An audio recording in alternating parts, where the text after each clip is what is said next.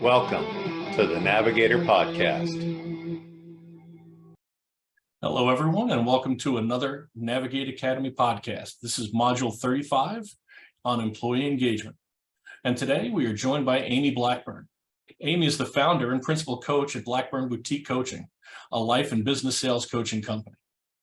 Amy has a wealth of experience in leadership, serving as vice president of sales at South Central AV, and then as director of U.S. channel sales development at Mood Media.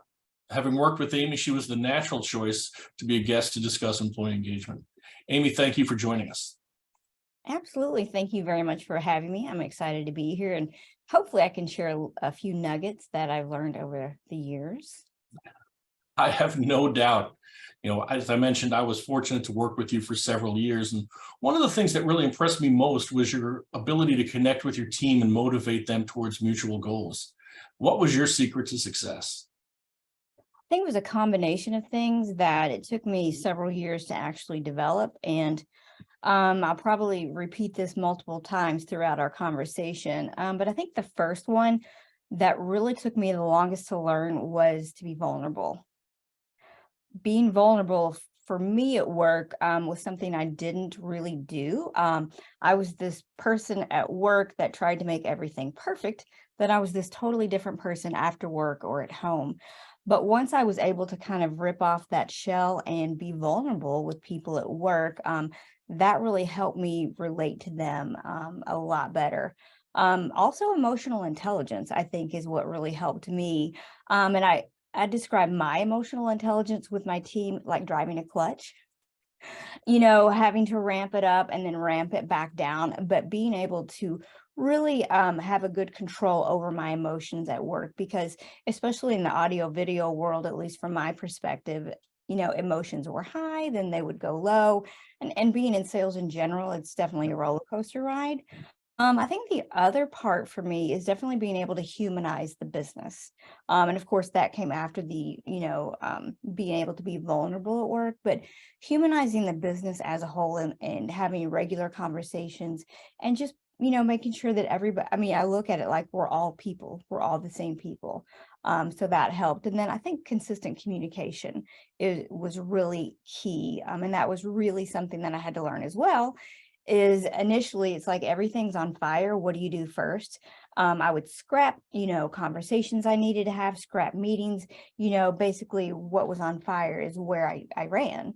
But I had to redo that, refocus, and be able to be consistent with communications.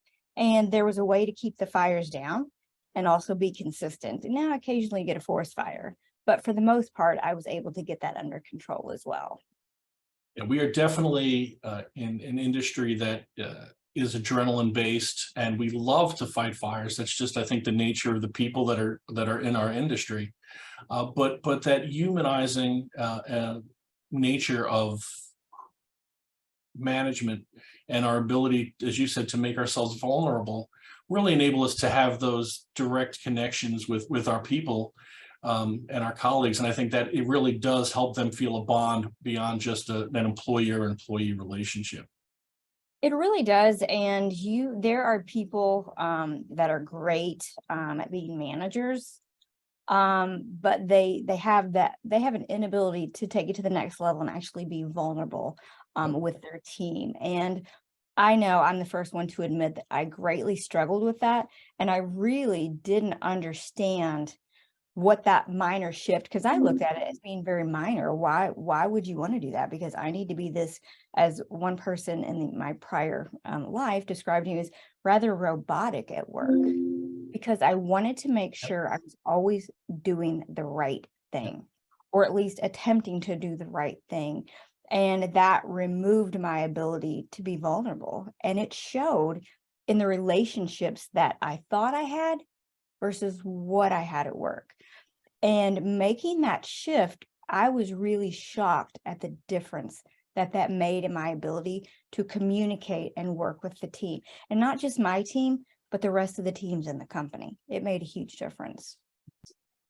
And one of the things I remember most about you, you were on board at South Central AV when I came on board to work there.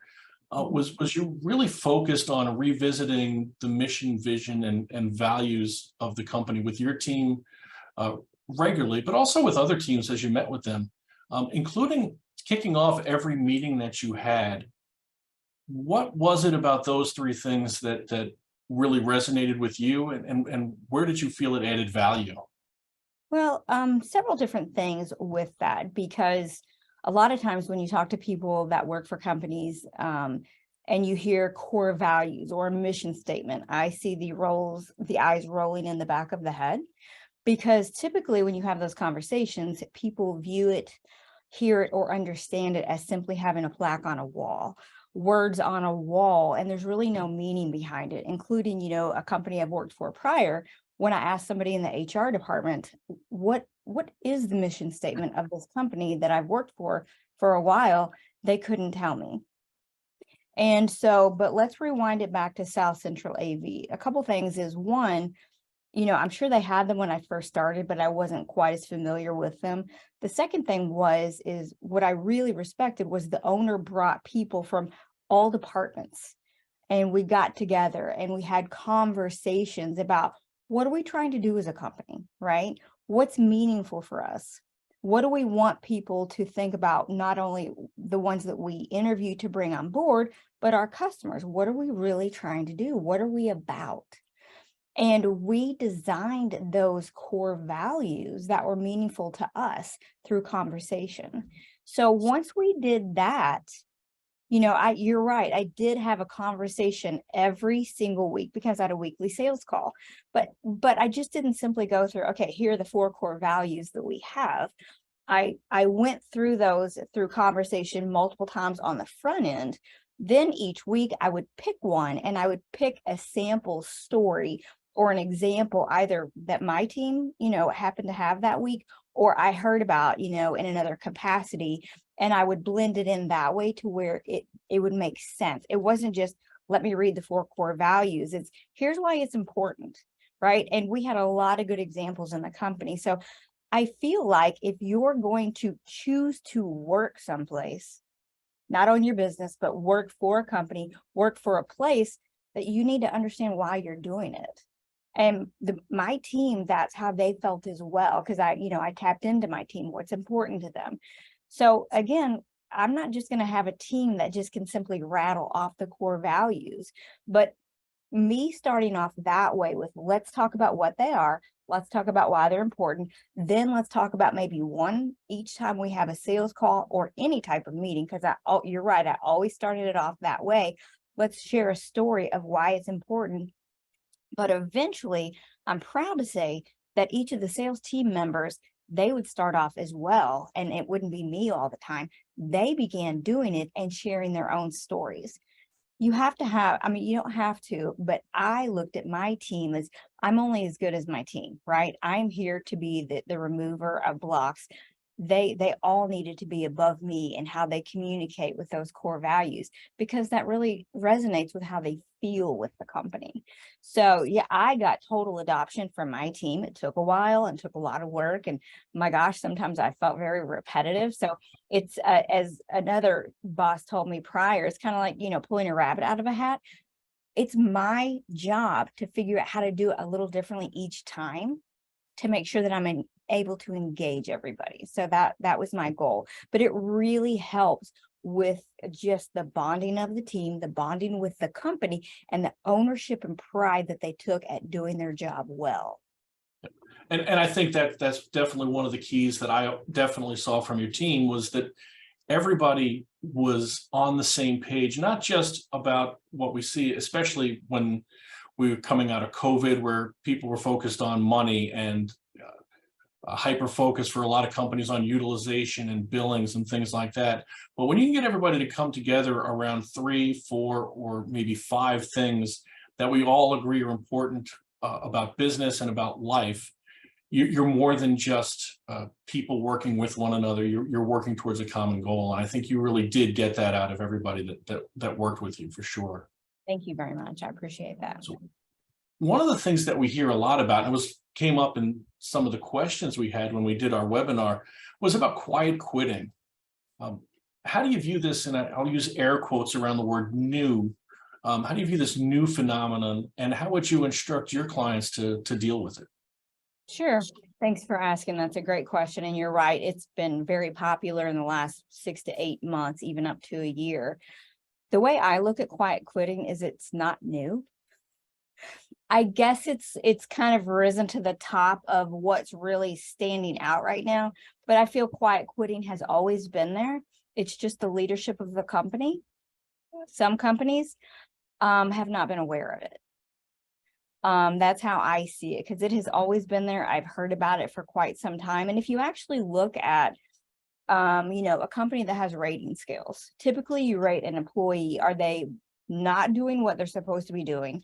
Are they basically doing just what they're supposed to be doing? Like they're checking every box 1 through 10. And then the highest one is they're going above and beyond their job. So if you actually look at it that way, we've had a lot of companies that have employees that come in, they punch the time clock, they work their 8 hours a day, and then they go home. They've done what they were supposed to do. They've done what they're required to do, or they've done what's on their list. They're good, they sign off, and they go home. So it's really not any different than what they're calling this quiet quitting today, right? It's just that we're more in tune with it because some companies are recognizing that, whoa, maybe we should have had better conversations and better relationships with our employees, because now they're getting a taste of other companies who have a better culture, who might pay better, but it's really not about the pay.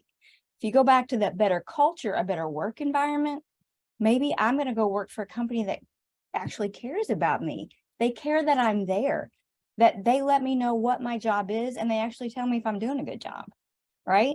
So the quiet quitting, yeah, I understand that a lot of people have probably not heard about it, or at least not recognized it. So that, I guess those are my feelings. But going back to the other question that you asked me, how would I talk to a company about it, is I would say, talk to your employees, have conversations, humanize your business, be vulnerable, and be consistent with your communication. I hear a lot of people that I work with, especially in the sales industry, is that they may or may not have regular, consistent communication with anybody at their company other than, okay, what have you sold today? What have you sold this month? How are you at your goal? Versus, how are you doing today? Oh, wait, I know that you were sick 2 weeks ago or a week ago. How are you feeling? It's so there are ways to work and be proactive on quiet quitting, or frankly, just having a better culture. That's where you need to start. It's not this reactive, oh crap, what do we need to do now? What can I do now that's going to work to better my culture? I couldn't agree with you more. I think the quiet quitting piece is just the symptom of a weak or sick culture. Our ability to engage with those employees, to let them know that we're not just focused on the productivity they have at work, but with them as individuals, makes a big difference for them. And I think, and I'm wondering if you agree with me on this, but I think the increase in the remote level of our workforce really has contributed to this a little bit more, because we are missing out on those interactions that a supervisor or a leader would have with people as they would walk through the building, because we don't pass people by anymore, and we miss out on those little interactions. So, would you have any recommendations on how to create interactions with people like that? That how are you feeling? I know you were sick. How can you follow up with that in the remote environment? That's a great question. So thanks for asking that, because I know I come from a different background where I'm so used to working remotely. I'm so used to having the spread out geography, but you're right. There are a lot of people that have struggled with not being in offices, with not having that human interaction, without having to, or without being able to run up the hallway and go ask a question, or walk by just so they can see other eyeballs, right? Other than their dogs while they're at home, or cats. So I guess my suggestion would go back to the regular, consistent communication. You just find another way to do it. In my business, and this is my made up word, but what I share with everybody is any issue that you have, any problem that you have, everything is figure outable if you want to find a solution. So with, the spread out of geography, you go back to, what is my main thing that I want to do? I want to engage people. Okay, I can't do it in person, so how am I going to do it otherwise? Obviously, you have video calls. Of course, people are getting fatigued with having, 6 hours of video calls every day. So something rather unique that some people have been doing, and sit down for this, they've been handwriting cards. Old school. Old school, but I tell you what, a lot of people that I've worked with, in their 20s, because I work with, a lot of salespeople in their 20s, that are new to this, but they're like, they just have a ball finding neat stationery, but they get into handwriting cards. Not a lot, but some have done that, or some have commented that, you will not believe this, my boss sent me a card in the mail to say thank you. So I think there are little things that we can do differently. If you can't be in that, in-person environment, you can write the cards. There are ways to message. I communicate with people on Facebook. LinkedIn is huge, and on Instagram. I do a lot of business on Instagram. And a lot of communication and a lot of text messages. A lot of times people don't want to have the face-to-face, especially if they're sick, or they don't want a phone call. I get text messages from clients all the time because I do the regular coaching sessions, but breakthrough, situations where they can't wait, I've had lots of conversations on text messages because that's, their comfort level. But you can also interject fun things that if you can't get together, you might be able to have a coffee hour, coffee half hour, or 15 minutes of coffee on a Friday, Yep. right? Via Zoom, to just see how everybody's doing. You might have, this is something silly, but just kind of, getting outside of the box, if you will, but maybe a recipe swap, maybe an ugly Christmas sweater, because I'm like, what is it? It's the 21st. Maybe an ugly Christmas sweater contest where you take 15 to 30 minutes out of, a day in December, and everybody shows up on Zoom with their ugly sweater. It doesn't always have to be about business. What you're trying to do is engage people, connect people, and have conversations, and be vulnerable and humanize your business, because that's what people really want. Not 100%, I understand that, but that's what most people talk about, that's the missing link at business. And even offices that are in person, they're missing a lot of that. So there are ways that you can do this that don't cost money. Pizza doesn't buy employee engagement or employee loyalty, and I agree completely. I've been in environments where my phone would ring and I'd see who was on there, or the Zoom would ring and I'd see who was on there, and my initial reaction was, okay, what's wrong, or what do they want now? And that's because the only engagement I would have with those people was about a problem. So I think, to your point, if we're humanizing the business and we're reaching out to proactively engage with people in a way that is not necessarily about a KPI or what your sales numbers are for the month or what projects you're going to complete this month, now you're building that more personal relationship to whatever level is comfortable with that particular member of the team. And I think that goes a long way. And to your point earlier, I was taught the tell me more philosophy, which is what you described when you said, I know you were sick last week. Are you feeling any better? Those follow-up questions that just show that you care about that person more than just a number in your book or a cog in the machine really do resonate, and they do carry forward with those relationships. They do. And for somebody who does lead or manage people, getting to know your team is so important, and having a good relationship. I know with my team, and I had somebody point this out to me because it really didn't, bubble up for me, but I had an employee on a phone call, and because I hadn't heard from them, which is a little bit weird. And I hadn't heard email, phone call, nothing. And so I just reached out and said, hey, how you doing? And, oh, I'm fine. But within 2 minutes, I said, it's me. How are you really doing? And she was like, oh my gosh, how did you know? And I was like, well, I could just hear it. So being able to know your people, and react and investigate and dig and ask questions, you know, out of just simply caring about the people on your team, I think goes a long way. Because that with my team, I heard a lot of feedback that you really know me, you know me real well, because I didn't even need to see a face. I could hear that something was off within 2 minutes of a phone call. Excellent. So, as we wrap this up, I've got, humanize your business, know your team. What other 2 or 3 things might you recommend that a company do to build an engaged employee base? We'll also have a consistent communication pattern. I think I talked about that a little, but I think that's what a lot of companies lack, because when you're an employee, and especially if you're a remote employee out on your own island, and you don't have, just simple expectations of a communication cadence or schedule, and then you get that phone call out of the blue, like you said, you get the phone call and you see the name and you're like, oh crap, what did I do, right? Or am I getting fired? I have so many employees that have the fear of getting fired and they haven't done anything, but it's because, well, why are they calling? Establish a regular communication cadence. Okay. Therefore, your employees will feel more comfortable with that. And that's, to me, top down. Culture, communication, all of that is top down. A lot of times we're in a company where we can't control what happens top down, but we can control what happens in our arena, in our area. And if we're an individual in a company, first of all, it's our choice if we want to stay there and work there. And if we do, then we work on how we control our own thoughts, right?